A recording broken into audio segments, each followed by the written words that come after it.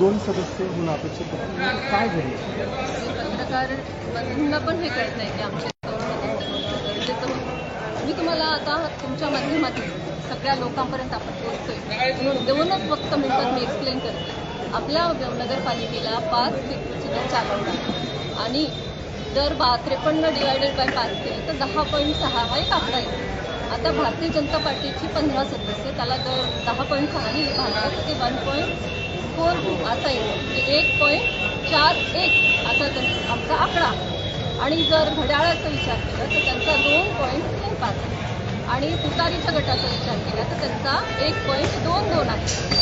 तर पूर्णांकांचा विचार केला तर घड्याळाच्या गटाला 2, भारतीय जनता पार्टीला 1 आणि तुतारीला 1 ही पूर्णांकानुसार येतं. जो 5वा सदस्य आहे तो अपूर्णांकानुसार घ्यायचा असा घटनेत लिहिलेला आहे. असे पत्र आमच्या गटनेत्यांकडे आदरणीय मुख्याधिकारी आणि कलेक्टर साहेबांनी देऊन ठेवलेलं आहे. अपूर्णांकांचं जर कॅल्क्युलेशन केलं तर 4.1 आणि 3.5 याच्यामध्ये भारतीय जनता पार्टी सर्वात वरती होती. त्यामुळे 5वा सदस्य हा आमचाच होणं अपेक्षित होतं आणि आदरणीय मुख्याधिकारी साहेबांचं हेच म्हणणं आहे. परंतु पीठासीन अधिकारी नगराध्यक्ष असल्यामुळे एका कटपुतळीसारखं काम त्यांचं चालू आहे. समोरच्या गटातून आरडाओरडा होऊन त्यांच्यावर दबाव येतो की काय माहिती नाही. त्यांनी 5वा सदस्य पण घड्याळाच्या गटाचं डिक्लेअर करून आमच्यावर अन्याय केलेला आहे. आज नगरपालिकेच्या पहिल्याच सभेमध्ये नगराध्यक्षाकडून असा नियमांचं उल्लंघन, पद आणि अधिकाराचं उल्लंघन हे अपेक्षितच नव्हतं, जे की ते झालेले. आणि चुकीच्या माणसाला निवडून दिल्यास काय होत असतं याचं उदाहरण हे पहिल्याच दिवशी आपल्याला दिसलेलं आहे. एक महिला म्हणून आम्हाला अपेक्षा होती त्यांची की ऍटलिस्ट तुम्ही नियम बघा आणि नियमानुसार राहा. त्यांचे 3 सदस्य होऊ शकत नाहीत आणि फक्त मी पीठासीन अधिकारी, माझ्याकडे निर्णय घेण्याची ताकद आहे, हे वाक्य नगराध्यक्ष म्हणायचं. हे उत्तर झालं. तुम्ही आम्हाला एक्सप्लेनेशन द्या ना की तुमच्या कुठल्या आधारावर तुम्ही करताय.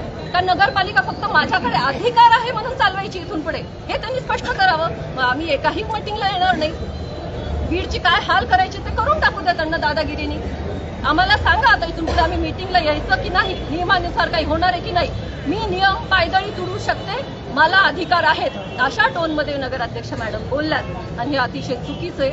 आधीच बीडचं बरंच वाटोळ झालं, त्यात अजून अशी नगराध्यक्ष असे सदस्य म्हटल्यानंतर पुढे काय होईल हे आपण आता विचार करू शकतो. सत्तेचा दुरुपयोग होतोय का आणि तुमची पुढील भूमिका काय? माझी पुढची भूमिका अशी असणार आहे. आता आम्ही सीओना आमच्या नावाने पत्र दिले.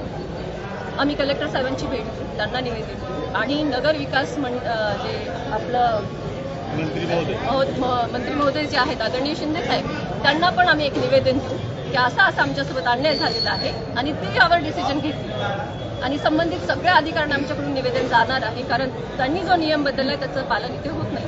ऐन वेळेला तुम्ही तुमचा अर्ज मागे घेतला, कारण कसं आहे तुतारीच्या गटाकडून त्यांना बिनशर्त पाठिंबा होते, आम्हाला लक्षात आलं होतं. त्यामुळे संख्याबळ आमचं जुळत नव्हतं. त्यामुळे मी आपल्या सभागृहाचाही वेळ जाऊ नये आणि कशाला म्हणून मी घेतला बाबा. थँक्यू.